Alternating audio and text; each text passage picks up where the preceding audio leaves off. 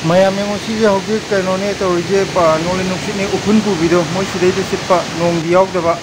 ek to ka ga pung loi de to je oi sor ga hon ngam jana te imung ga pung loi upun na thong lo na je thongrao gi jali de gi changak pa kari kara je na je pung loi phiron kari kara phamung ga pung ai di upun na de to je se yang kan na sili ho je ai kanu gi maning gi de jo hainau go ho to mo ke mo si je tu sina maning gi saruk ne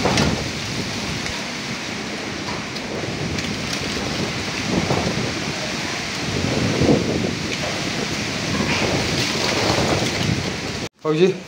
siliva, que não está o rio, o bun já ganhei hoje que para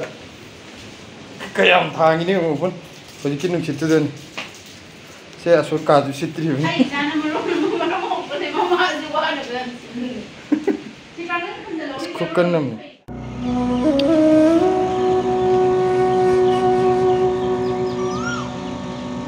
Nong tagi begini,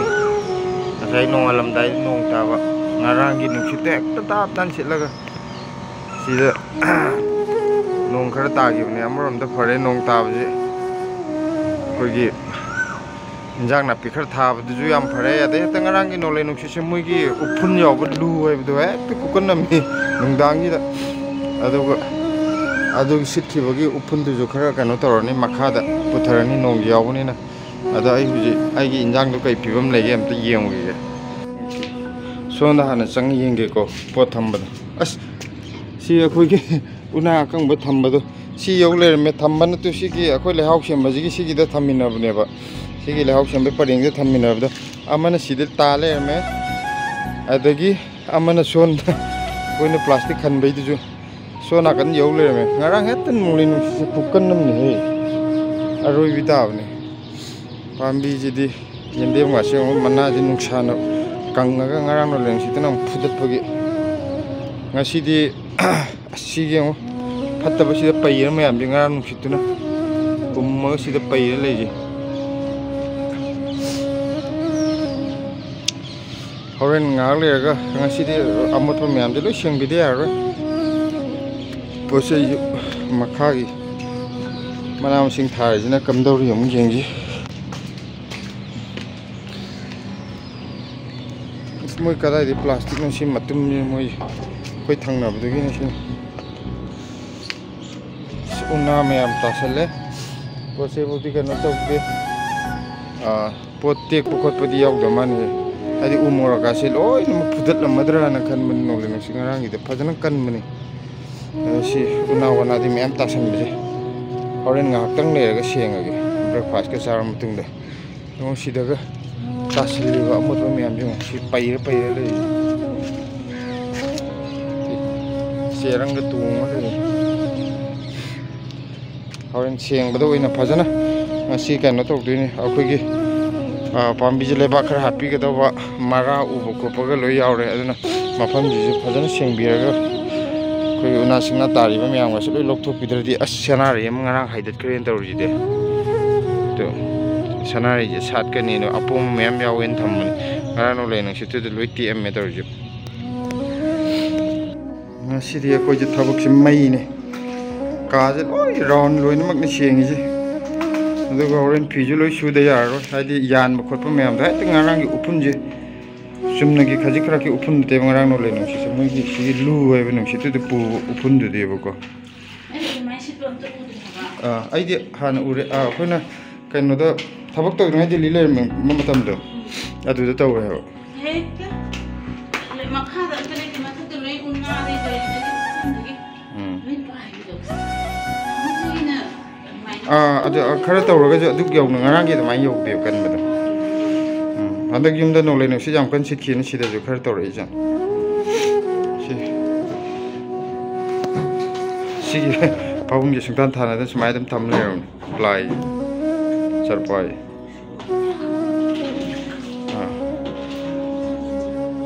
mane thajadana si phong yam pa eba si ka manung je loiraga mapan gi stair kari ka oi sengdorim ne do horen de kanu ju khar tapna tawrage breakfast ka charaga ama mathaki injang na pi thabam dena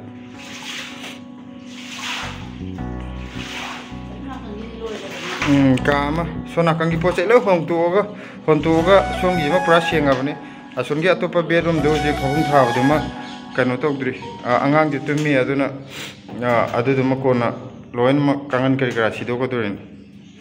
yum मनुंगिसिनाने हुंजल्लगा हुंदोखिनब लेतबदो यान सेंगगा तौरनगा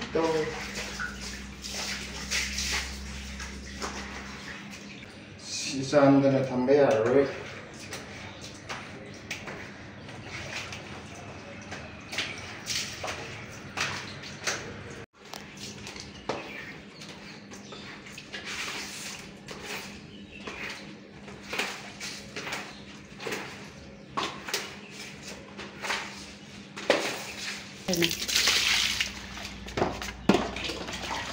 ai sum haidara ke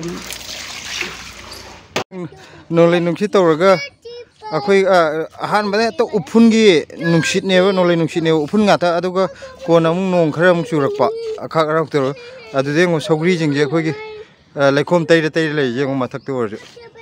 उफुन दो हाइदि कयाम कनो Mollem money नुंसीतो कयाम कलम money उफुन जेना मसी हापे आदि नुंसीदा खरा तिन तार इरा नुंसाना कंजले इरा तौरिदो अदु आई थादत खरगे अचो अचो बुदुदंग थमगा कनो मैं तो अदवाई खर लैथो मरु खर लौर थमनब नोंमैगी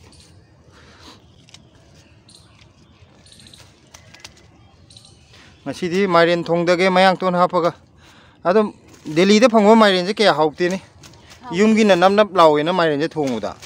सिगीजना खर चाव अरीब अखोगी मचू ngaksangang खर अदु येलो हाइगद्रा अदुगा लैरुरदी पूरा ओक्चाक माइरेन की टाइप चाब सुहा याद्रे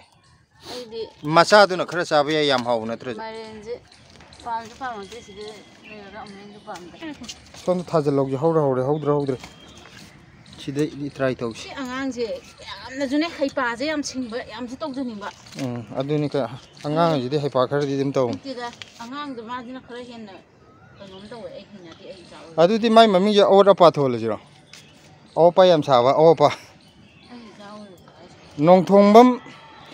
और ओपा पापा हाँ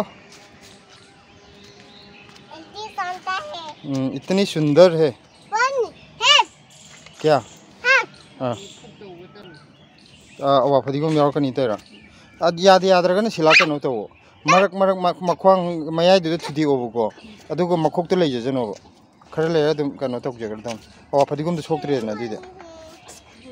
आदि नंग मतोन थटपै टाइप त मयाई द थदलगा दम तो हाय से अवा फदिगोम मसा मसा होजे याम वाना होरकपनि नको अखोइना सिहनिंग दबा हाइतार सि मखादा होई सि होई जिंगे ने सि जमा होजे कनो तबुदो सोक पखरा मागी मयांग तोनजिदि पामुद्रेबा अवा फदिगोम जो पामुबदो हाइदि याम तांगना होरकपनिना मयांग तोनदि होजे सौगे होबनिना थुजोकना कनो तौद्रे मयांग तोनदि मयांग तोन कोई दिल्ली द मयांग तोन पामदि तुम लो लाखो यानी को हराव हराव ना तुम वेलकम तौजगे कमेंददि पामे हाय लोगोम तो ला लौबजे अखोइ नहान अंगा अमा लामे अदु नतबा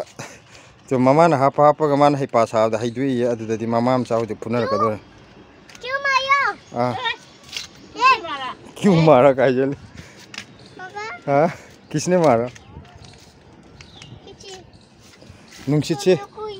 खरा अयिंग मिसले ngarang nong le nungsit tawraga kona nong khara yarpudagi hogik inge ba khara nonga o ai adudi kano tawr noi maka kumdar ma hawrabni sigi da hawram tu si kuire idi khangba si tilog je tu yumdagi nan pirak pa khugi maitei tilo hai bro adu tilong macha do adu duni tu khogale tei jo hawrkani kaino tam tam na hawgona ine de si je thaba ku kanje अखोइजे तुसीजे मपान हाइना अकंग अकंग बुजे लैगीबु ओइरो नत्रगा अखोइगी मयांग तोनबु ओइरो सौग्रीबु ओइरो समाइना मरुजे समाइन लौरे थम्मिनेबको बेसिना हे कनो सिजना हुजि कोनरनि माथंगी हापो एमा सिजना हंदा अखोइगी कोनरनि माथंग थाबा कैसु अखोइ जगा लैतमनिना कमाइ तौगेबु थाइना अखोइ पुपु इबो खोइ मयामना हाइना पोचे मरुजे लो लोगा फलांग नमजल लैत्रा तो अखोइ फाइन नमजल थमे अखोइ से मरु थममि सनारै मरु मयांग तोन छौग्री ने होय नम नम थमिने post आद्रो Haina taro han ngai taro mo mo. Koi na mo je ko ra ta bi khang da ba. Adu mai tham ni. Hauji ki mo singarang sit ki ba khoi ki upun gi nolai nok situna pungloi ni loi je phatang kana sit pani na ki pung chai chai re ana si mayam de kharam te loisan gi ge.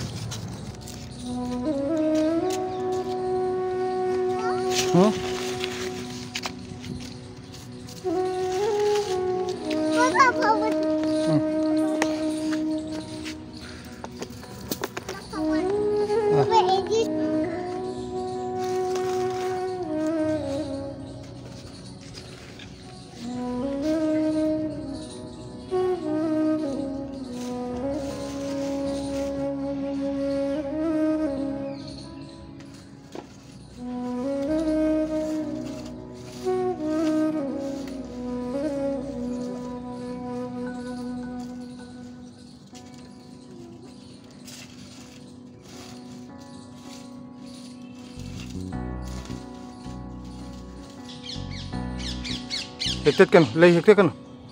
Papa saur kan. Si leba khara happy bani. Ngal lega mo hapa ki nusa yam sagale. Ore ngal lega mo loisal lagi tau.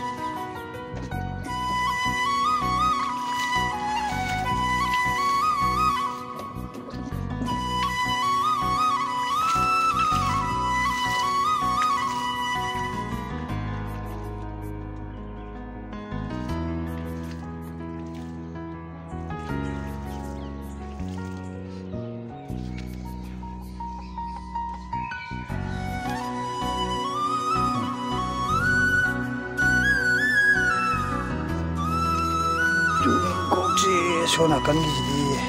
ei bu lei chalak tre si je cho cho la si de